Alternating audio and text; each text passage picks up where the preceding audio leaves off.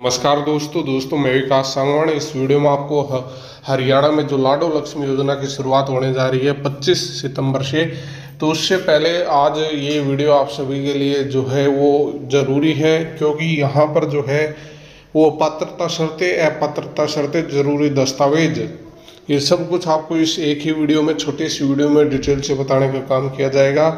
और ये वीडियो इसलिए बनाने ज़रूरी है क्योंकि अगर अपात्रता में पाए जाते हैं तो आपसे 12% के हिसाब से जो है वो वसूली की जाएगी। तो यह आज की अपडेट है जिसके बारे में पूरा वीडियो में बताऊंगा, ज़्यादा लंबी वीडियो नहीं रहेगी। तो जो भी साथी चैनल पर नए हैं और अभी तक सब्सक्राइब नहीं किया है तो वो चैनल को सब्सक्राइब कर लें, और जिनको वीडियो अच्छी लगती है वो वीडियो को लाइक करें और अपने फ्रेंड सर्कल में शेयर जरूर करें, जिससे ज़्यादा इन्फॉर्मेशन जो हो हर एक साथी तक पहुँच सके और वो भी किसी दो बंदों की सहायता और आगे कर सके।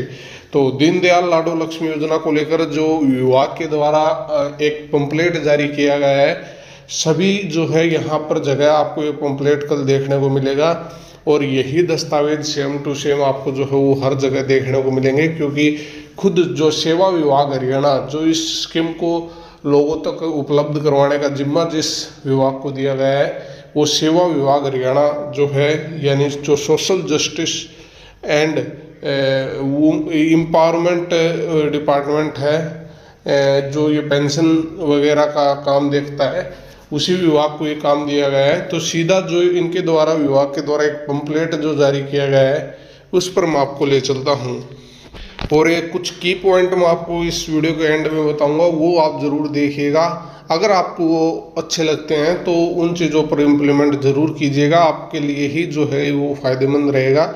सबसे पहले आप देख सकते हैं सेवा विभाग हरियाणा के द्वारा जो है यहाँ पर ये पंपलेट जारी करवाया गया है, जिसमें आप देख सकते हैं कि महिला की 23 साल से उम्र ज़्यादा होनी चाहिए, 1 लाख रुपए से कम इनकम होनी चाहिए, 15 साल से वो हरियाणा के निवासी होने चाहिए। विवाहिता स्थिति में अगर वो किसी अन्य राज्य से है तो उसके पति को हरियाणा में रहते हुए जो है वो 5 साल या पिछले 15 साल जो है उसके पति को यहाँ पर रहते हुए होने चाहिए। इसके अलावा ये आप ध्यान रखिएगा, अगर जो है यहाँ पर किसी अन्य सुरक्षा पेंशन का लाभ ले रही हैं उनमें भी जो है वो इन निम्न श्रेणियों की महिलाओं को जो है यहाँ पर शामिल किया गया है, जिसमें किसी महिला को तृतीय या चतुर्थ श्रेणी की कैंसर पीड़ित महिला है तो उसको भी ये लाभ दिया जाएगा। कोई दुर्लभ बीमारी है उसमें भी ये लाभ दिया जाएगा। हीमोफीलिया, थैलेसीमिया, ये कुछ बीमारियों के नाम है, इनमें भी योजना का फायदा दिया जाएगा। तो माफ़ी चाहूँगा, तो ये पात्रता शर्तें हैं, अगर ये पात्रता शर्तें कोई पूरी करता है तो इस स्कीम का लाभ ले सकता है। इसके अलावा ज़रूरी दस्तावेज की बात करें तो सबसे पहले आपके पास स्थायी निवास प्रमाण पत्र आपके पास होना चाहिए। मोबाइल नंबर जो आधार से लिंक हो वो आपके पास फॉर्म भरवाते टाइम खुद भर रहे हैं तो अपने पास होना चाहिए। इसके अलावा सभी सदस्यों के आधार कार्ड जो है यहाँ पर होने चाहिए। अगर महिला विवाहित है तो ससुराल के सभी सदस्यों का आधार कार्ड होना चाहिए। बिजली बिल का कनेक्शन नंबर होना चाहिए, मैंडेटरी है, इसके बिना फॉर्म नहीं भरा जाएगा। बिजली बिल मैंडेटरी है, फिर बता देता हूँ, इसके बिना फॉर्म नहीं भरा जाएगा। हरियाणा कौशल रोजगार निगम में कोई पंजीकृत है तो यहाँ पर अपना जो है वो अपना रजिस्ट्रेशन नंबर उसको देना होगा। अगर नहीं है तो घबराने की जरूरत नहीं है, मैंडेटरी नहीं है, इसके बिना भी आपका फॉर्म भरा जाएगा। महिला परिवार के सभी सदस्यों के नाम पर रजिस्टर वाहन का विवरण अगर कोई है तो दे दीजिएगा, वरना कोई ज़रूरी नहीं है, फिर भी आपका फॉर्म जो है वो भरा जाएगा। महिला के पास रजिस्टर बैंक खाता होना चाहिए और ये यहाँ पर आधार से लिंक होना चाहिए, तो ही आपका जो है ये पैसा भेजने का काम किया जाएगा। तो ये कुछ ज़रूरी दस्तावेज और अपात्रता की शर्तें आप देख सकते हैं क्या कुछ है। तो महिला जो पहले से निम्नलिखित इन सामाजिक पेंशन योजनाओं का लाभ प्राप्त कर रही है वो दीनदयाल लाडो लक्ष्मी योजना के लिए पात्र नहीं है।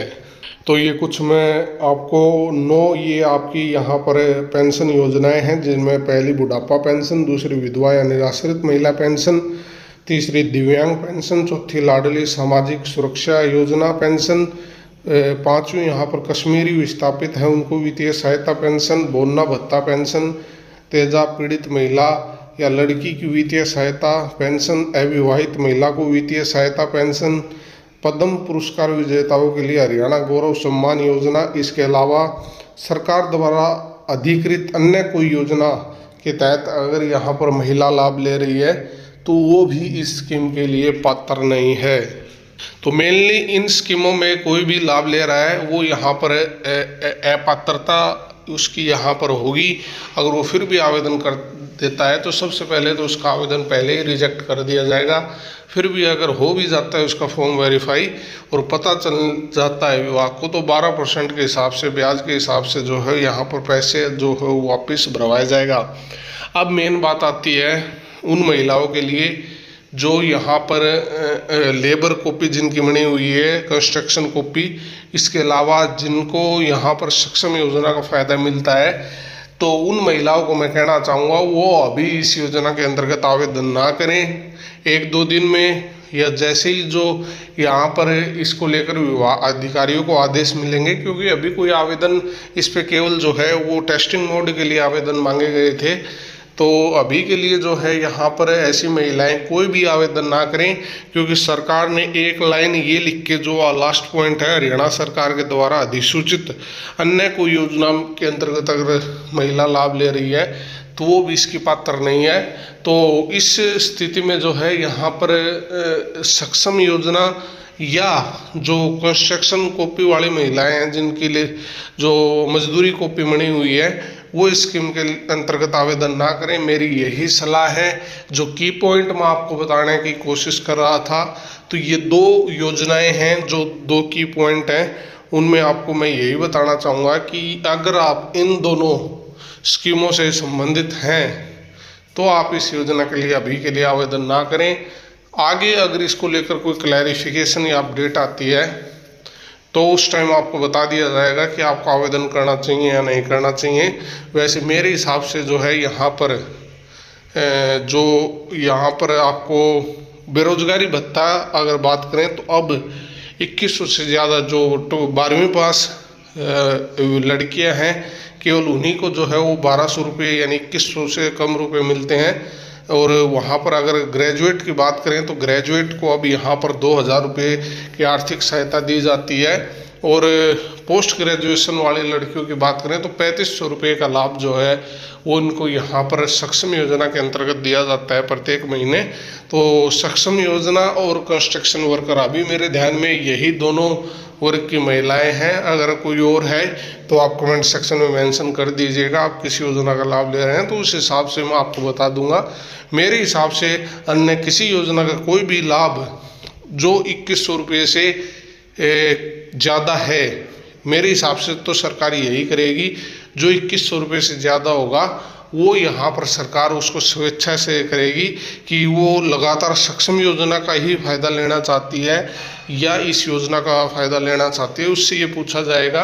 और उस स्थिति में जो है यहाँ पर अगर वो महिला 2100 के लिए यहाँ पर इच्छुक पात्रता अगर जताती है, तो मेरे हिसाब से ऐसी महिलाओं को, जैसे किसी महिला की इच्छुक है वो 12वीं पास और बेरोजगारी भत्ते के रूप में सक्षम योजना के अंतर्गत 1200 रुपये ले रही है, तो उसको यहाँ पर पात्रता के हिसाब से जो है मेरे हिसाब से सरकार जो है यहाँ पर पोर्टल के ऊपर उनसे जो है उनकी इच्छुक जो स्कीम है किसमें वो लाभ लेना चाहते हैं वो पूछेगी। और उसके बाद अगर वो लाडो लक्ष्मी योजना का लाभ लेने चलेगी, इच्छुक अपनी यहाँ पर इच्छुक जो है वो यहाँ पर दर्शाती है पोर्टल पे, तो सक्षम योजना का लाभ शायद उसका बंद कर दिया जाएगा। तो इस चीज़ को लेकर जैसे ही क्लैरिफिकेशन आएगी आपको मैं इन्फॉर्म कर दूंगा। तो अभी के लिए मेनली जो 8-9 स्कीम है और 2 स्कीम मैंने आपको बताई हैं, इन स्कीम वाली महिलाएं कोई भी जो है यहाँ पर अगर लाभ ले रही हैं तो इसके अंतर्गत आवेदन ना करें। ज़्यादा क्लैरिफिकेशन के लिए मैं 1-2 दिन में आपके लिए वीडियो लेकर आ जाऊंगा, उसमें आपको डिटेल से बता दूंगा। तो जैसे आगे और कोई अपडेट आती है आपको इन्फॉर्म करूंगा। तब तक के लिए धन्यवाद।